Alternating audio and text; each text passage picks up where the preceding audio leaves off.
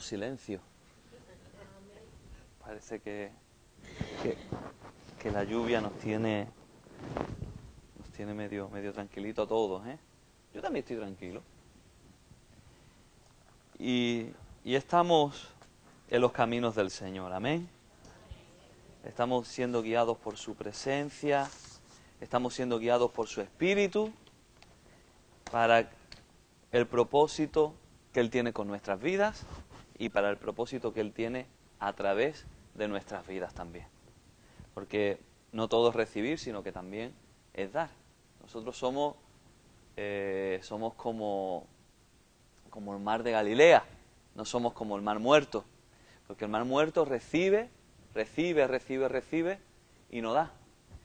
Entonces, como no tiene salida, pues las aguas se van evaporando, se va llenando de sal y al final la vida es imposible dentro de él. Pero sin embargo, el mar de Galilea va recibiendo las aguas y las va soltando. Y por eso dentro de ese mar hay vida. Y esa geografía tan preciosa de la geografía de Israel es también un ejemplo para nosotros, ¿no?, acerca de cómo tienen que ser nuestras vidas. Hay personas que cuando vienen a la iglesia o cuando vienen a congregarse con la iglesia, siempre piensan acerca de qué es lo que voy a recibir, de qué es lo que Dios tiene para mí, cuál es la bendición que voy a recibir pues viendo a los hermanos, y todo eso es correcto porque forma parte del congregarnos y forma parte del proyecto que Dios tiene con nosotros. Pero cuando nosotros nos reunimos a la iglesia, la mentalidad que tenemos que tener no solo, o más bien no es la de recibir, sino es la de dar. La de dar bendición a nuestros hermanos, la de dar soporte a nuestros hermanos, la de dar gloria al Señor, la de dar a Dios acción de gracias, y en medio de todo eso, pues el Señor nos va a bendecir y nos va a glorificar, y se va a glorificar. Amén. El Espíritu Santo se mueve cuando nosotros glorificamos al Hijo, cuando nosotros reconocemos lo que el Señor ha hecho en la cruz del Calvario por nuestras vidas, cuando nosotros reconocemos todo lo que Cristo ha hecho, el Espíritu Santo se glorifica. El Espíritu Santo dice Cristo, tomará de lo mío y os lo hará saber, y es cuando se mueve en nuestras vidas. No estaba previsto que yo tuviera que compartir en esta mañana, pero el Señor va delante de nosotros, amén, como poderoso gigante. Y lo que me gustaría compartir con vosotros es un texto pequeñito que se encuentra en el libro de Génesis capítulo 8.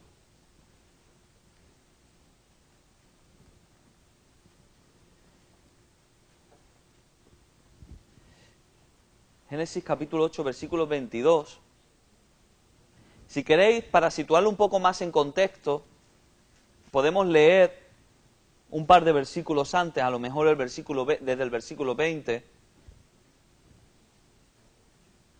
Pero la palabra del Señor se encuentra en el versículo 22. Génesis capítulo 8, versículos del 20 al 22.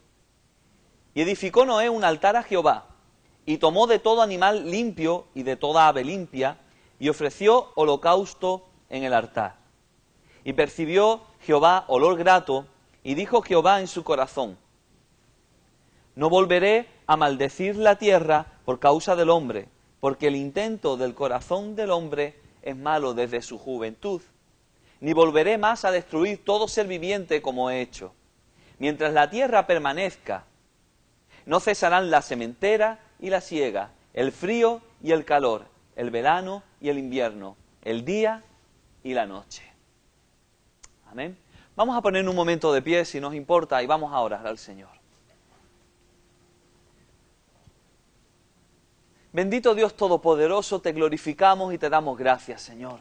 Te damos gracias por tu presencia en esta mañana. Te damos gracias, Señor, porque tú estás con nosotros, porque tú, Dios mío, has tocado trompeta para convocar a tu pueblo, Señor, a bendecir tu nombre, Señor. Gracias, bendito Dios, por todo el privilegio, Señor, como compartía nuestro hermano, que tú nos has dado de haberte conocido, Señor. En esta mañana, Señor, queremos abrir nuestro corazón, Señor, a lo que tu Espíritu Santo tiene en esta mañana para nosotros, Señor. nos hemos sentado a la mesa, Señor, y ahora queremos comer el manjar que tú tienes preparado, Señor. Permite, Dios mío, que podamos dejar atrás todo impedimento, todo obstáculo, Señor, todo pensamiento, toda carga, toda dolencia, para que nuestra mente, nuestro corazón esté abierto, Señor, para recibir tu palabra, Señor. Y en esta mañana, Señor, ayúdame también a mí a poder compartir, a poder fluir, Dios mío, lo que tú tienes, Señor, en esta mañana para tu preciosa y bendita iglesia, Señor. En el nombre de Jesús, Señor, te bendecimos. Amén. Amén. Si os podéis sentar, hermanos. Gracias. Hay este texto de la palabra del Señor, este versículo 22, este texto tan cortito, encierra unas verdades muy importantes y unas verdades fundamentales. Encierra incluso, es como cuando dice un poco antes, ¿no? Hablando del diluvio, que dice que las fuentes de la tierra se abrieron y dieron lugar a las aguas. Aquel terremoto que tuvo que ocurrir en aquel día, doy gracias al Señor por no estar ahí, no tener que vivirlo, tuvo que ser impresionante. Las películas de hoy en día, a mí me gusta mucho la ciencia ficción, y incluso aquella película de Noé, ¿no? Que hizo Russell Crowe, ¿no? Que realmente no era un Noé bíblico, pero los efectos especiales de cómo se abrieron la tierra y de cómo fluyeron las aguas, eso es impresionante, y nos puede situar un poco en el contexto para visualizar cómo tuvo que ser aquella catástrofe mundial, pero había algo oculto que de pronto se mostró. Y este texto tiene, de alguna manera, nos enseña cosas que están ocultas, pero que salen a la luz, ¿no? Y que esa es la función de la iluminación del Espíritu Santo, ¿no? Y muchas veces nosotros en la vida, hay veces que no queremos aceptar con cierta facilidad. Y la verdad es algo que existe, la verdad es algo que es evidente, la verdad es algo que es real, pero que muchas veces nosotros pues no estamos dispuestos a asumirla. Y como parte de nuestra existencia, la verdad va a influenciar en nuestras vidas de una forma muy importante, y lo va a hacer de una manera o lo va a hacer de otra, ¿verdad? Valga la redundancia. A veces nosotros ridiculizamos la imagen del avestruz, que dice que cuando tiene miedo, ¿qué es lo que hace? Que esconde la cabeza. ¿Por qué? Porque no quiere ver el peligro, no quiere ver a lo mejor el animal atacándole, no quiere ver lo que le va a sucediendo. Sin embargo, el hecho de ocultar las cosas no implica que las cosas no sucedan. Y nosotros pues siempre, o los cartoons, ¿no? Los dibujitos animados se ridiculizan, ¿no? Porque después viene el lobo, el coyote, lo que sea, y ya trinca ahí lo que tiene que comer, ¿no? Pero el hecho de que esconda y de que no vea no significa de que el peligro no está afuera. Y es que la verdad, la realidad es independiente a que nosotros lo aceptemos o no lo aceptemos, es independiente de que nosotros la veamos o no la veamos. Dice la Biblia que dice el necio en su corazón que no hay Dios. No acepta la verdad de Dios, no acepta la realidad de Dios. Hay personas que no aceptan la Biblia, la palabra del Señor, como la regla de fe y de conducta. Pero aunque las personas no acepten la realidad de que Dios existe, Dios existe. Dios es. Tú puedes no conocer a mi madre, pero mi madre existe. Que no lo hayas visto no significa que ella no sea. De lo mismo ocurre con el Señor. Que las personas no reconozcan que Dios existe no significa de que Dios no exista. Y no significa de que les vaya a acontecer todo lo que la palabra del Señor enseña que un día va a acontecer. De la misma manera ocurre con la verdad y ocurre con la realidad. Este texto de Génesis que hemos leído está situado al final de la historia del diluvio. La realidad del planeta había cambiado de una manera drástica. Cuando Noé estaba haciendo el arca y toda su vida anterior, ellos estaban acostumbrados a que el clima de la tierra fuera de una manera determinada. Dice que no había lluvia, que un vapor de humo cubría toda la tierra tenía así un clima como medio tropical, ¿no? Medio ideal, donde todo era casi perfecto, no existían las 4 estaciones. Pero, ¿os imagináis a Noé y a su familia, después del diluvio, frustrados porque llueve? O a lo mejor buscando a todas esas personas, a esos pueblos que había antes del diluvio. O yo qué sé, o a lo mejor pues frustrado, esperando que ya dejara de llover, o que no hubiera más invierno, o que no hubieran más veranos, con los cambios que esos implican, o que siempre fuera tiempo de cosecha, como podía ser antes del diluvio. Y pues, claro, como ellos estaban esperando que hubiera siempre tiempo de cosecha, pues no sembraban. Pero dice el Señor que mientras la tierra permanezca, no cesará la sementera y la siega. El frío y el calor, el verano y el invierno, el día y la noche. Y es que, aunque a nosotros nos pueda parecer un poco ridículo, ¿no?, pensar que ellos pudieran pensar de esa manera, que no digo que lo fueran, es ponernos en esa situación. La realidad es que el planeta había cambiado. La realidad es que los cambios estaban sucediendo. Ya las cosas nunca más iban a ser igual. La vida era de una manera, pero ahora la vida iba a ser de otra. Y es que los cambios forman parte del proceso de la vida. Y yo creo que sobre esto vosotros me podéis dar a mí muchas lecciones. Porque vivir consiste en precisamente en adaptarse al cambio. Las personas que no se adaptan al cambio fracasan. Las personas que no se adaptan a los cambios, al final, se frustran. Y los cambios forman parte de este proceso de la vida. Y la vida en sí misma significa cambio. Y el cambio en sí mismo es fundamental para que se pueda producir el proyecto de Dios en nuestras vidas, que es el crecimiento. En este texto de Génesis 8:22 encontramos precisamente dos verdades fundamentales, ahí encerradas, como las aguas que estaban dentro de la tierra. Y una es que los ciclos van a existir siempre. Los ciclos a lo largo de la vida van a ocurrir siempre. Permitidme que haga un break, un paréntesis, porque me llama mucho la atención que dice que esta promesa de parte de Dios, mientras la tierra permanezca. ¿La tierra ahora mismo es? ¿Sí o no? Existe, estamos en ella. Y se habla mucho acerca de las epidemias, del hambre en el mundo, pero el Señor prometió en este momento, en el inicio, en el tiempo primogenio, en la fundación de los tiempos, que mientras la tierra exista, no va a cesar la sementera y la siega. El planeta tiene recursos. Dios ha dado recursos, pero Dios ha colocado al hombre como administrador de los recursos. Por eso el ser humano tiene la capacidad. Y de ahí, en el futuro, vendrá el juicio de las naciones acerca de cómo el ser humano ha gestionado los recursos que Dios le dio. Pero a mí esto de alguna manera me llena de esperanza, porque muchas veces vemos esas películas catastrofistas o oímos esas corrientes esas corrientes verdes, ¿no?, que hablan acerca del planeta, pero la promesa de Dios es que siempre va a haber siega y siempre va a haber cosecha. Cerramos paréntesis. Existen los ciclos desde siempre. Y lo mismo que esta palabra de los tiempos, del frío, del calor, del verano, del invierno, del día y de la noche, nos habla también de que no van a existir nunca situaciones ideales. Y es que a las personas nos gustan las situaciones ideales. Hoy en día, bueno, ya desde hace bastantes años se habla acerca de la sociedad del confort. Las personas buscamos estar lo mejor posible, es algo que está en nuestra naturaleza, y eso no es malo. Pero muchas veces buscamos las situaciones que sean completamente ideales en nuestra vida.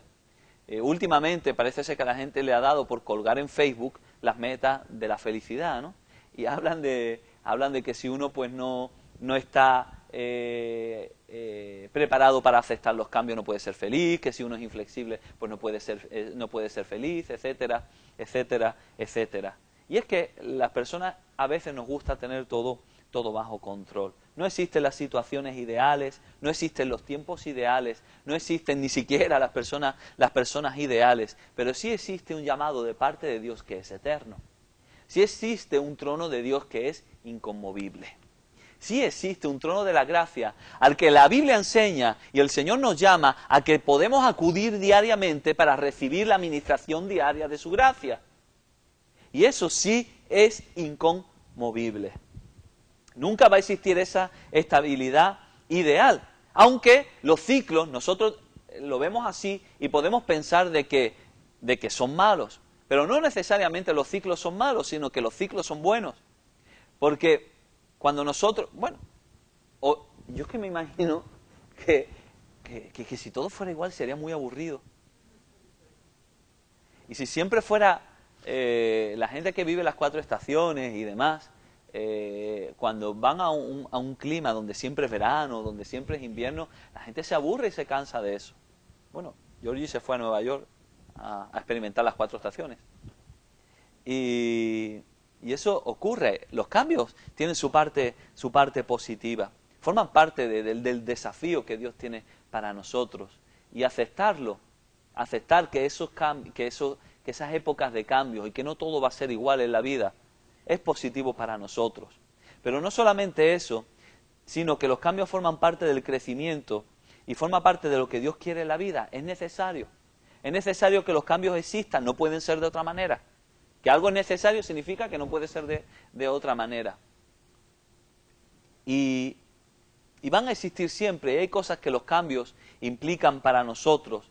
Y una de ellas, lo que estamos hablando, es precisamente el crecimiento. De hecho, para que la semilla pueda germinar necesita pasar por distintas estaciones. Y el Señor nos habla de eso también como una realidad en nuestras vidas, como una especie de alegoría. Y toda la Biblia está llena, seguro que os estáis acordando del pasaje de Eclesiastés capítulo 3. Vamos a leerlo.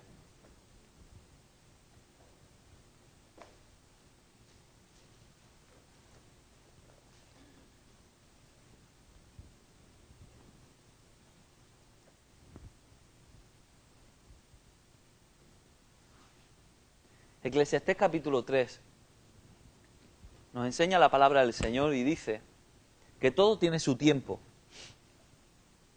Y todo lo que se quiere debajo del cielo tiene su hora. Tiempo de nacer y tiempo de morir. Tiempo de plantar y tiempo de arrancar lo plantado. Tiempo de matar y tiempo de curar. Tiempo de destruir y tiempo de edificar. Tiempo de llorar y tiempo de reír. Tiempo de endechar y tiempo de bailar. Tiempo de esparcir piedras y tiempo de juntar piedras. Tiempo de abrazar y tiempo de abstenerse de abrazar. Tiempo de buscar y tiempo de perder. Tiempo de guardar y tiempo de desechar. Tiempo de romper y tiempo de coser. Tiempo de callar y tiempo de hablar. Tiempo de amar y tiempo de aborrecer. Tiempo de guerra y tiempo de paz. En la vida hay tiempo para todos. Y aparte a mí me gusta mucho el de tiempo de juntar piedras, no sé por qué. Y tiempo de esparcir piedras. Pero dice que hay tiempo para abrazar, tiempo de abstenerse de abrazar, tiempo de buscar, tiempo de perder. Si nosotros pretendemos que en la vida todo sea igual y todo sea como fue en el pasado, que el propio Salomón dice, nunca digas que los tiempos pasados fueran mejores, porque nunca hablarás de esto con sabiduría. Nosotros nos vamos a frustrar. ¿Qué es lo que el Señor nos está retando con su palabra, hermanos? ¿Hacia dónde apunta todo esto? Todo esto apunta a que nosotros tenemos que aceptar que no todos los tiempos son iguales en nuestras vidas. Y que hay un llamado de parte de Dios a que aceptemos los cambios y lo aprovechemos como parte del crecimiento en nuestras vidas. Yo recuerdo un anuncio que aún las personas que no son creyentes entienden esto, que decía, o te mueves o caducas. Y muchas veces nosotros tenemos que hacer lo mismo. Y como personas espirituales tenemos que aprender dónde estamos, qué es lo que viene y hacia dónde queremos ir. Tenemos que aprender a escuchar la voz del Señor, a sentir la dirección del Espíritu Santo para ver hacia dónde Él quiere que vayamos. Tenemos que aprender, hermanos, que los cambios, porque ya que van a venir, pueden producir y deben de producir confianza en nuestras vidas.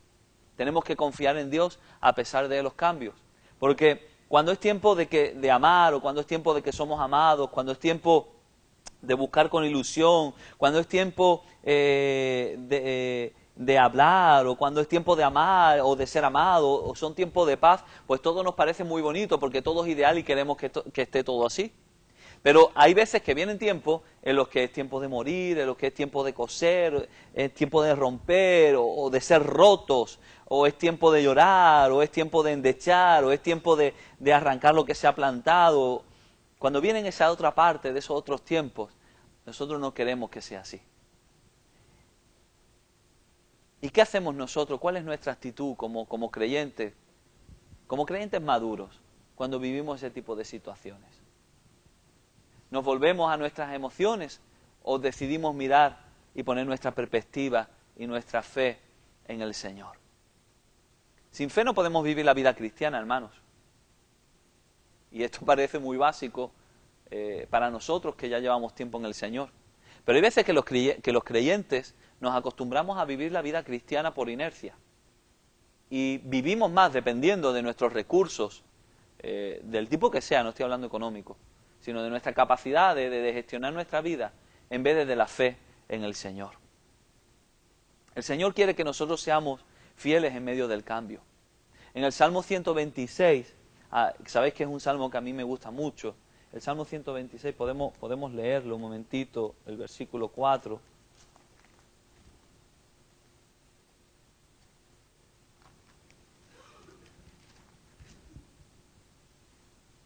Dice: haz volver nuestra cautividad, oh Jehová, como los arroyos del Negev.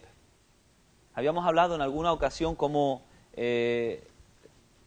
los israelitas, cómo los judíos habían identificado que el arroyo del Negev pasaba por distintos ciclos.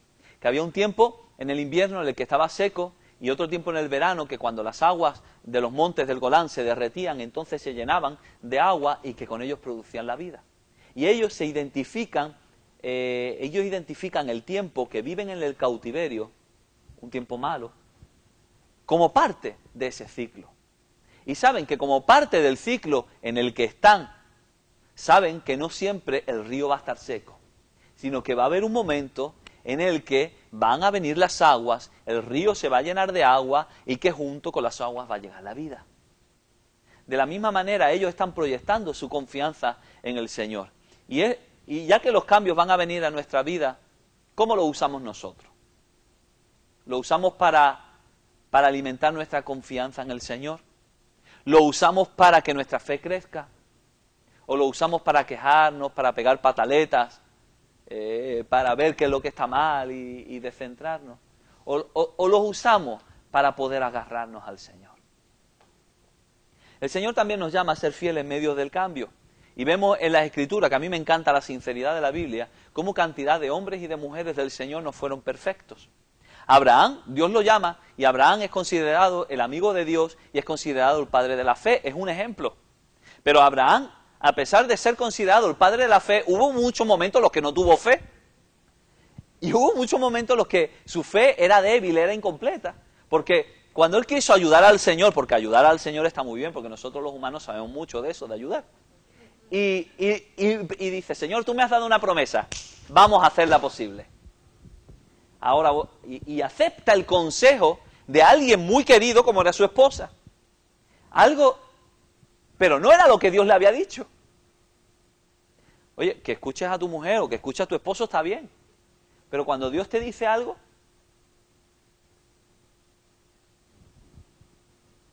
me da ganas de apagar el micro por lo que voy a decir. Y a mí el Señor me había dicho que yo tenía que predicar hoy. Pero yo no le hice caso. Entonces cuando Alina me dijo ayer a las 12:30 que tenía que predicar, yo le dije al Señor: Señor, ¿por qué no te haré caso cuando me dices las cosas?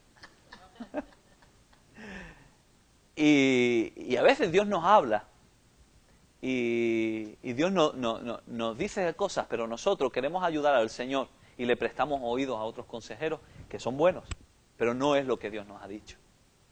Y él metió la pata, Abraham. Después, cuando se fueron a Egipto y Sara, él tiene miedo. Dios le había dado una promesa, Dios le había dicho que le iba a dar una tierra, que le iba a dar unos descendientes. No lo iban a matar, no podían matarlo, porque había una promesa de parte de Dios. Sin embargo, él oculta, miente y dice que Sara, o dice una mentirijilla piadosa, una verdad a media de que Sara era su prima.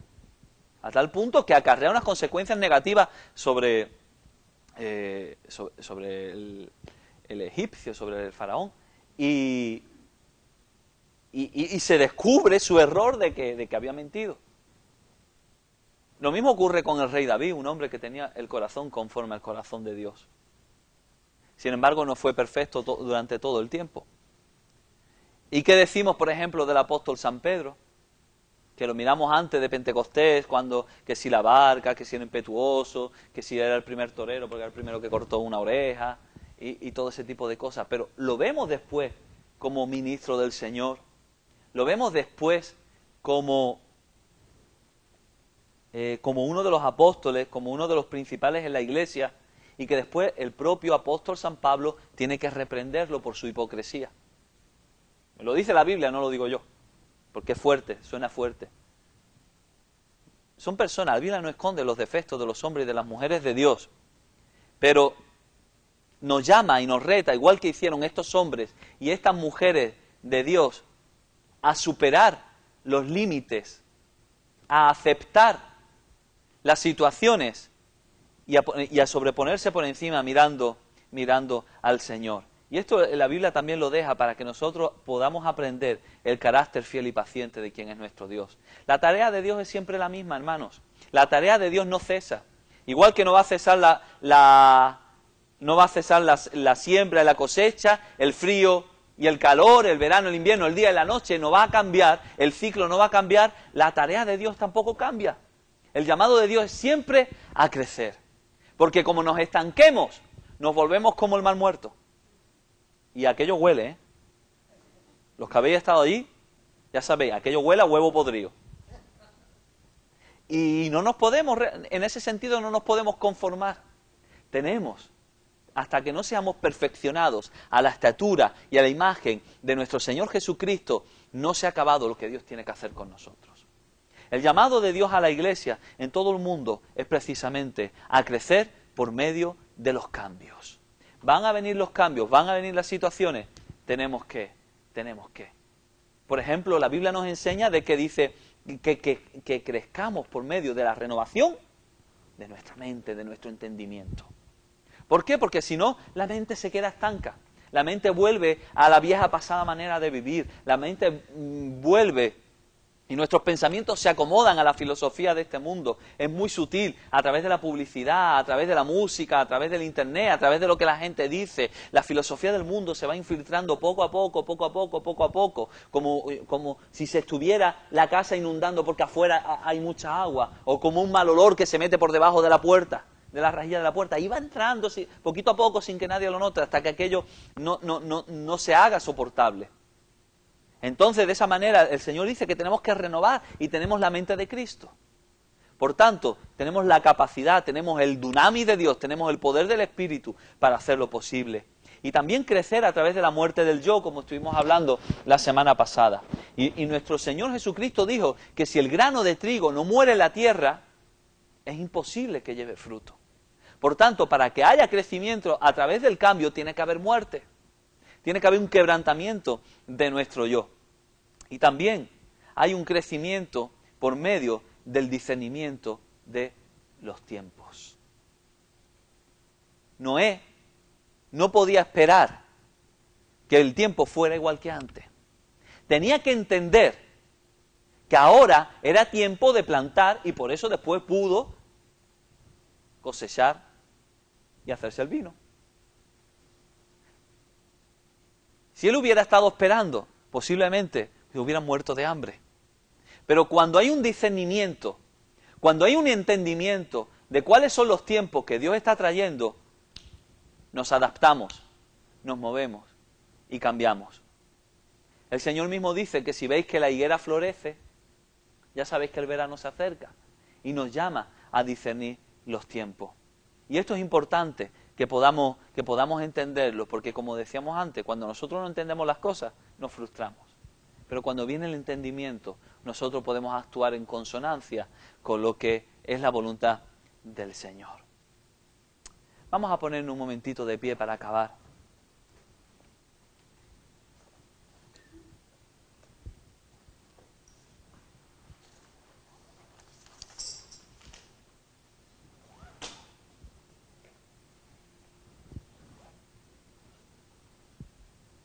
Los cambios generalmente no son agradables, si son, o al menos nos roban el confort y nos roban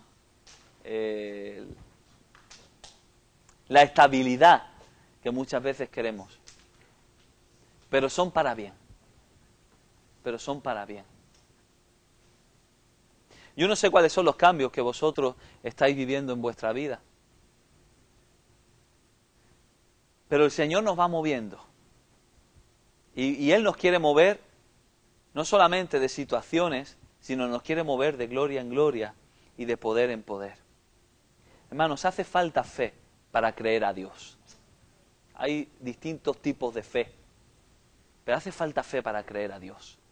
Para creer, hace falta, la fe la podríamos traducir también por el término confianza. Hace falta confianza para poder creer a Dios. Hace falta humildad para permitir que el Espíritu Santo quebrante nuestro yo y nosotros podamos soltar nuestra perspectiva y agarrar la perspectiva del Señor. Por eso el Señor nos llama, en medio de todo ese mar de incertidumbre, mar de cambios, mar de historia, ahora que dicen que el Señor viene entre el 13 y el 28 de septiembre, posiblemente el día 25, ¿vale? Que coincide con el día que yo cojo el avión. Tenemos que vivir confiando en el Señor, agarrándonos a Él por encima de cualquier cosa. El llamado de Dios es siempre el mismo. En las puertas del cielo va a haber también el mismo llamado. Ven, ven, ven hijo mío, ven, hasta el trono de la gracia. Me acuerdo de una palabra que el Señor nos trajo como iglesia el año pasado. Y hablaba de 4 etapas, de una etapa de florecimiento, de una etapa de echar raíces, de una etapa de extender y de una etapa de perfumar. Hay tiempos en la obra del Señor. Aprendamos a identificar y aprendamos a ser flexibles a los cambios que Dios está permitiendo en nuestras vidas, en nuestras congregaciones, en nuestros entornos, para lo que Dios tiene con nuestras vidas. Bendito Dios Todopoderoso, te damos gracias, Señor. Te damos gracias, Señor, porque